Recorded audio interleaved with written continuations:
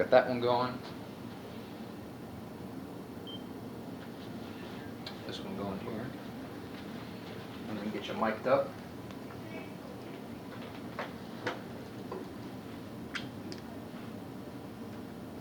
And we appreciate you doing this. No problem. Is very kind of you. No. Always willing to help out. Okay, mic.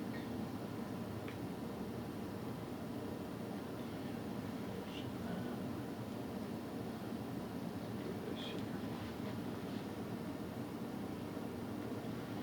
How's that? That's fine. Cool.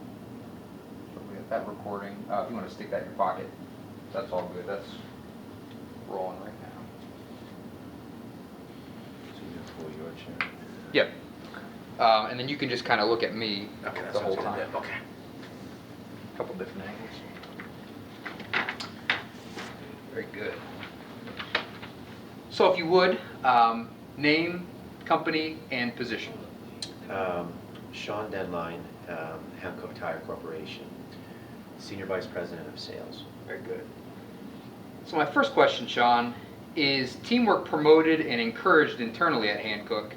And if so, what are some of the initiatives that Hankook has undertaken to encourage teamwork? Teamwork is extremely important at our company.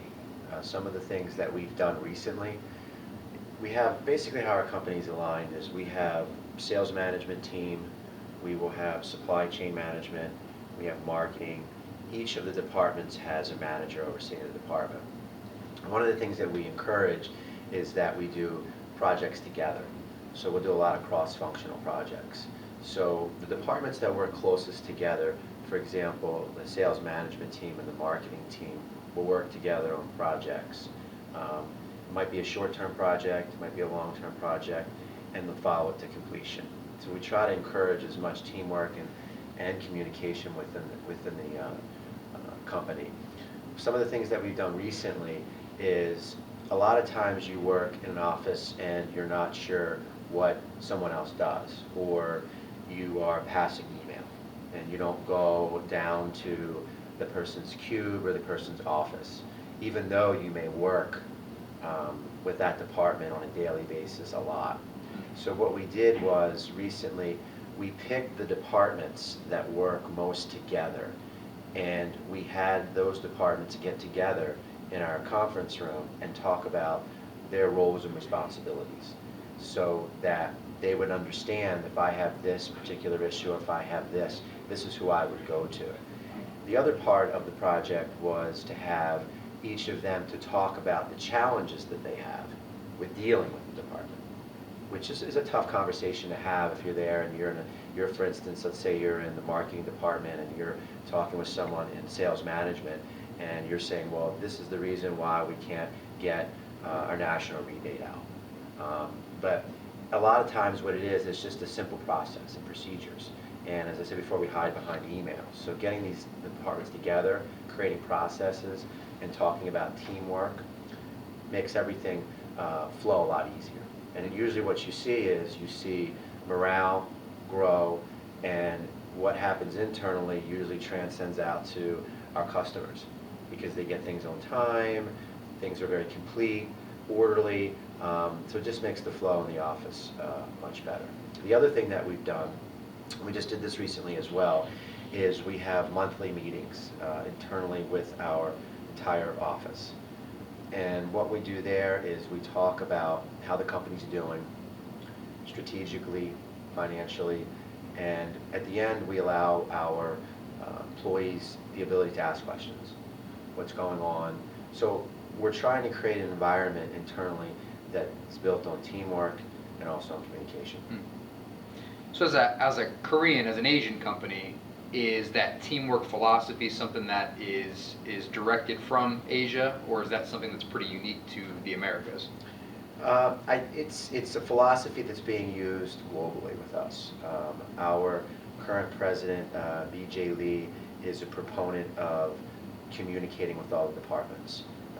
You know, Hankook is a Korean company, but it's also a company here in the United States. So we need to have that interface between the American staff and the Korean staff, and that's really what brings companies to the next level. So it's something that's supported and all the other subsidiaries that we have as well. How has teamwork been a part of Hankook's growth over the years? Well, one of the biggest things when you're working in a company that is offshore production, you have to have a teamwork with global headquarters, and you have to have the teamwork with the production facilities. You have to have the communication, or you're going to run into a lot of issues. You're going to run into issues with fill rates being number one. So one of the things that we've been able to do is we've got a very good communication with our global headquarters in Korea. We have designed conference calls and video conference calls several times a month. Generally what we do is we go over, what's going on in the market, what's the trends in the marketplace, product in the market, how we're doing in the market. The reason for this is that we need to react quickly. And in North America is a little different in that, things happen very quickly here. The trends, things that are happening, competition is very fierce. So that's one of the things that we've done, I think, that's made us successful over the years, is that communicative piece, being that we're a global company and our headquarters is in Korea. We also have teams that come over to study the market.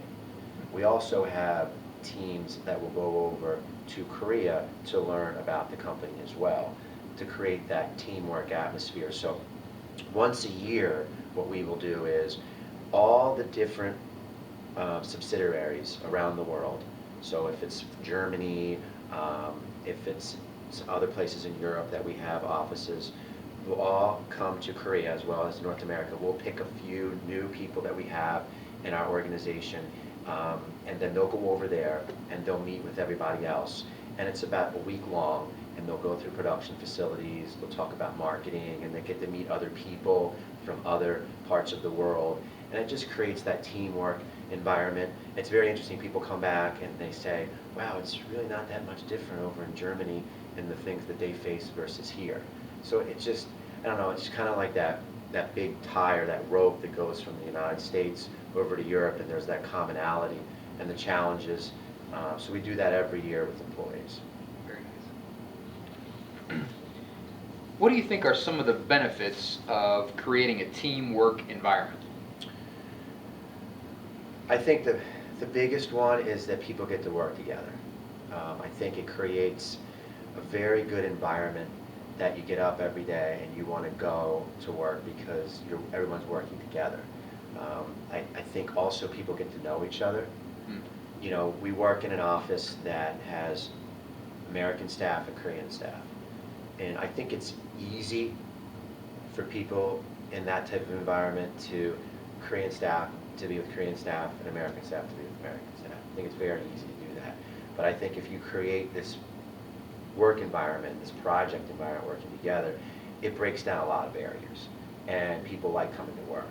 And I think the other thing that it does too is that people get to see, if they want to work in another area, they get to understand that, oh, this is what the marketing department does. I might be in the sales department.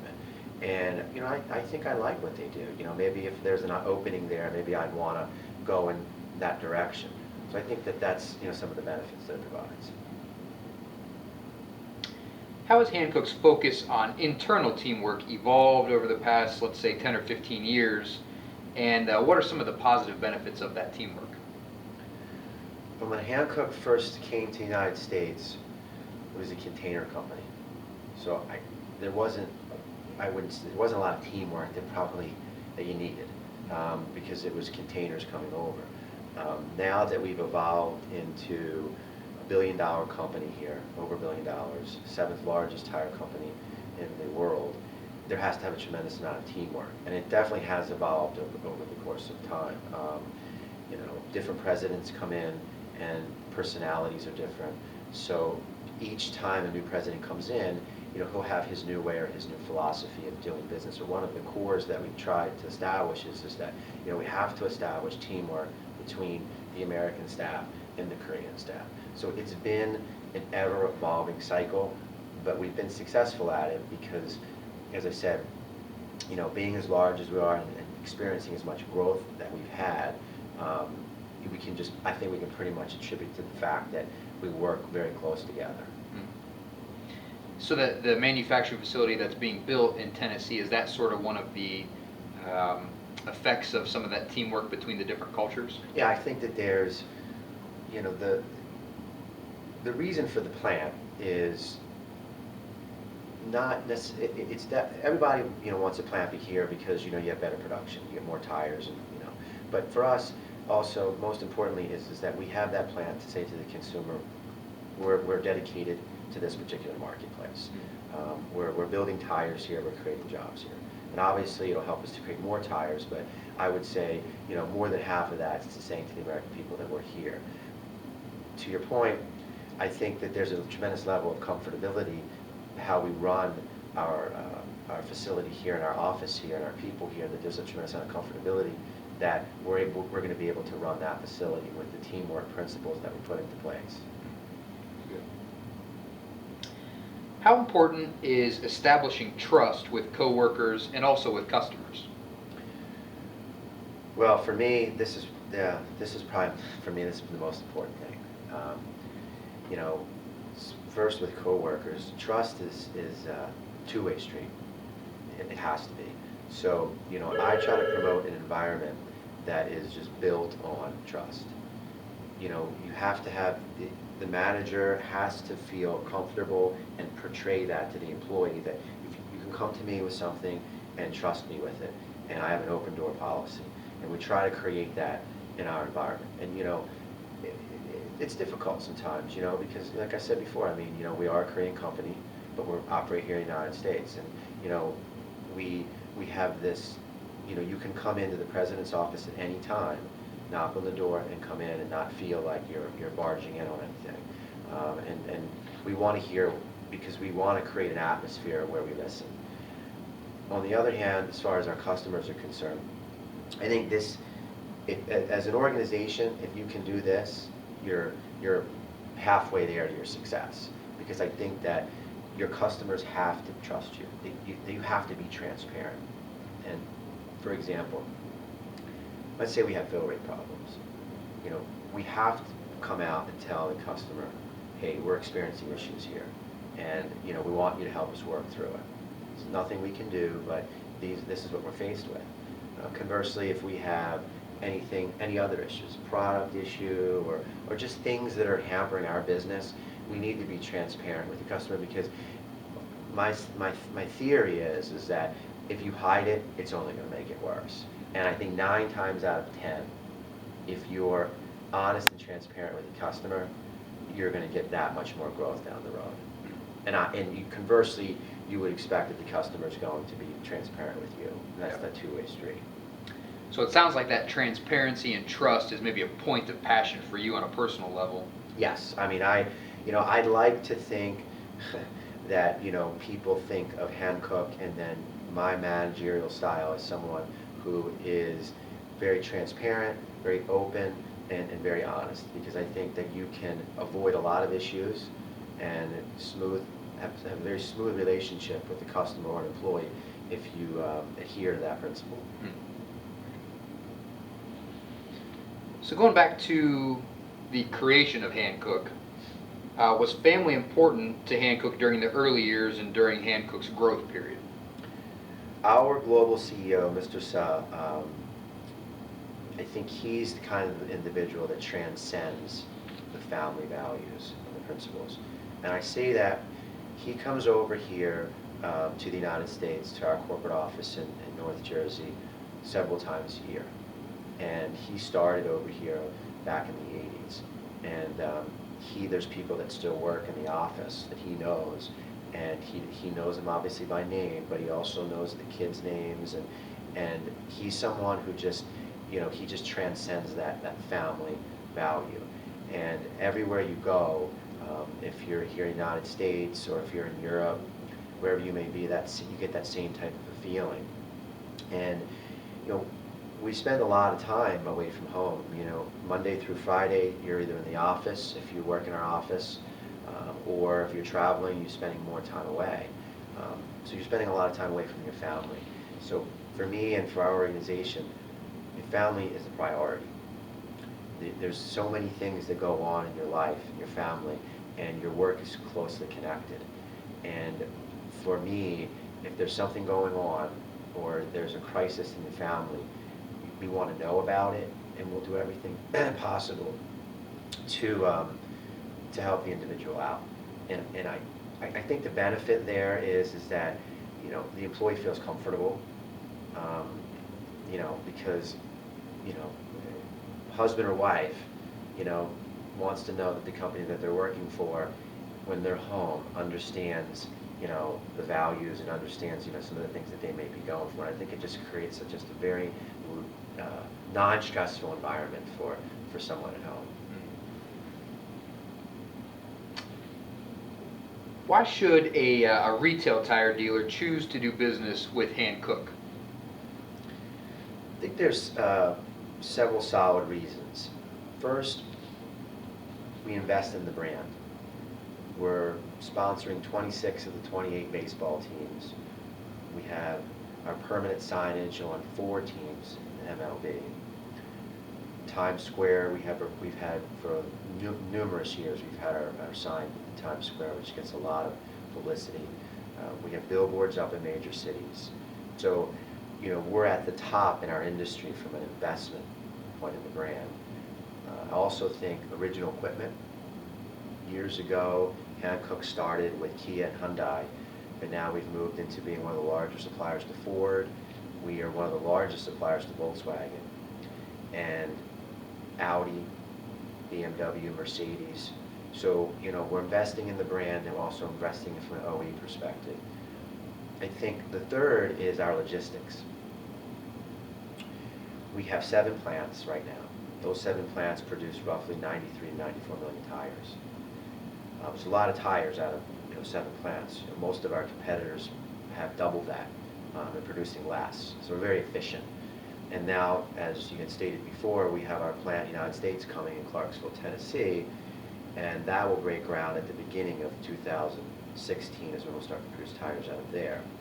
So I think that's an advantage for us in the marketplace as well.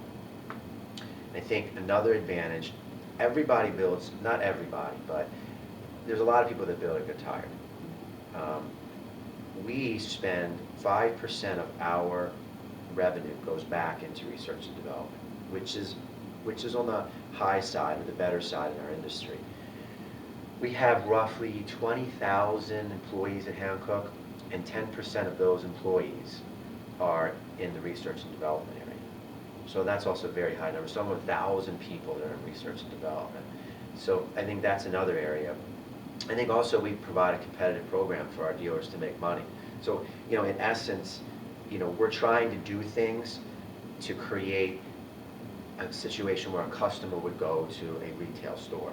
Now, I'm not saying that, you know, every customer that's going to go in is going to know Hankook, but, you know, our awareness in the marketplace is about 54%, whereas years ago it was down to 20%. So we can attribute that to, I think, a lot of the different things that I said. You know, I always say that there's basically 4 legs to a chair in a company as far as being a premium brand. And I say this because it has nothing to do with price. I think it has to do with investment in the brand. I think it has to do with your investment in OE, your logistics, and also your technology. I think if you have those 4 things, I think you can consider yourself, you know, a premium brand. Because I don't think the consumer knows tier 1, tier 2, tier 3, tier 4, tier 5. That's something we all talk about. So that's kind of our motto, I would say, internally, and that's our 4 legs to our chair. You talk about OE there a little bit. If we had a group of independent tire dealers sitting in front of you, how would you maybe describe some of the benefits to the replacement market, and specifically independent tire dealers as it pertains to that OE poll? Well, I think that we are heavily invested in OE. So a large, you know, over 30% of our sales here in the United States are OE. So, you know, we feel that the spectrum, if someone has, you know, Kia, Hyundai, or they have a Volkswagen, Ford, or they have a premium vehicle, that you're touching this huge spectrum. And so, you know, the individual comes into the retail shop and says, oh, you know, I have Hankook Tire, I need a replacement. And there's that education now for the retail to talk about in general, hey, you have a Hankook tire, we can replace it, or if you have two, you can see Hankook is on your car. It's a great tire. They're also premium OE on, I don't know if you knew this, but they're also OE on Audi, BMW, Mercedes. So I think the OE helps us to value up or sell up the brand if you're in retail. So, I mean, hopefully it transcends into a better profit situation for the retailer. Absolutely. What do you feel are some of the benefits to the consumer when choosing to do business with independent, family-owned tire dealers? Well, I think that tire purchase in general is it's not a glamorous purchase, and it's also unbudgeted. And when someone finds out the cost of the tire, they can't believe it. And even though it's what is on meeting the road, it doesn't matter to them. They look at it and they think hundreds of dollars. And when they bought that car, they weren't thinking about that at all. And nowadays you have run flat, you have these other applications, you have larger diameter tires, which cost a lot of money. So it's an experience that's very uncomfortable for the consumer. And I think the consumer starts to look around and goes on the internet and they start to try to educate themselves. Where here's where I think the independent tire dealer, the family-owned business in the community comes in. Because it's still the largest channel in the United States. And I think that they provide a level of comfortability to the person living in their community. Because, they're driving their children to school where they're passing by that retail shop, and eventually, hopefully that independent tire retailer has done a very good job of promoting, and they go in, and initially they should feel very comfortable because it's someone in their community. Because I said before, it's not a glamorous purchase. And hopefully they can educate them. So I think that's the real advantage that an independent tire dealer has in a community is that he has that level where he's been there and that he can elicit that comfortability to the consumer. And I think ultimately the independent tire dealer has that advantage over a mass merchandiser because they're able to touch the consumer in a different way. If you could, please explain a little bit about why Hankook focuses so much on the consumer. Well, the consumer is the end user, and we want to try to educate the consumer as much as possible. Unfortunately, I think our industry has done a very poor job at educating the consumer. And I think in terms of back to the question you asked before, and that is that because they don't understand the value of the purchase. Because it is what's on the road. It's safety, it's comfortability, there's so many different things that go into the way the car reacts because of the tires. And we just have not done a good job of that. So we try to focus as much as we can on the consumer from an educational piece and from a branding piece. We do a lot of this through social media, Facebook, Twitter, Instagram. Back, growing up, obviously for me, there was no Facebook. So it was all word of mouth. And I think Facebook is really word of mouth nowadays. It's just, it's something that's done through the computer, and it's magnified 10 times. So if you have something positive, it can go viral, and you can really help the brand and help the consumer. And I think at the same time, there's a pull into the retailer. But if there's a bad experience, obviously, as you know, there can be a lot of ramifications from it. So, ultimately, at Hankook, we're trying to focus on the consumer because we're trying to bring the consumer in to the retail shop. And I think that's what separates our brand with some of the other brands that, let's say, you would consider like a tier 2 brand. We're spending a ton of money trying to talk about our brand and the consumer so that he has an awareness of it, so that in turn, maybe create that pull into the retail shop. I mean, the ultimate goal of us would be 70% of the consumers know the brand, and they're going into the store, the retail shop, asking for it, which helps us all out. It helps our customers out. Obviously, it helps us out. Could you talk a little bit about Hankook's relationship with K&M Tire over the years? We started doing business with K&M in 2007, and our business has flourished year over year. And a lot of what we've talked about today is really the cornerstone of why we've been successful. There's a tremendous amount of teamwork between both organizations, between upper management and also our field management, our middle management. We've been very transparent and honest with each other in the communications when there's issues, growing pains. We've talked through them. They represent the brand very well in the marketplace. The sales force, the upper management at K&M, very skilled. I would say from an organization standpoint, comparing it to other organizations, they're at the top echelon. And they sell our programs, our one program. They sell all of our products. They represent us very well in the marketplace. And we talk through the strategy, and I think that's how you grow with someone. You talk strategy. You try not to live day by day. You try to develop plans for long-term growth. And like I said, K&M is a very large organization, so there's always going to be those conflicts and those issues that arise in the marketplace. But as long as you can talk through them and be transparent, which we have on both sides, we will grow. We're extremely happy with the growth with K&M, and we look forward to being a much larger part of their business and a strategic partner moving forward. So kind of reflecting on some of the things that I heard you talk about, trust and transparency, and I think mutual respect too. Have you ever received or maybe given any advice that still sticks with you today? Yeah, the tire industry is a little different than other industries. I think it's relationship built. I think and I've always strongly felt that. I've been in the tire business for over 20 years, and I think that you need to establish a relationship. I don't think you need to establish always a personal relationship, but you have to establish a business relationship, and you have to establish a relationship, like I said before, where you're transparent in what you're doing and be upfront. And sometimes this doesn't work out, and that's okay, but you have to have that. And the only way to do that is to develop the relationship. So for me, that's always been the biggest thing, and that's always what I've tried to transcend to people. The other thing is that, and I do this with everyone in our organization, I want to be proactive.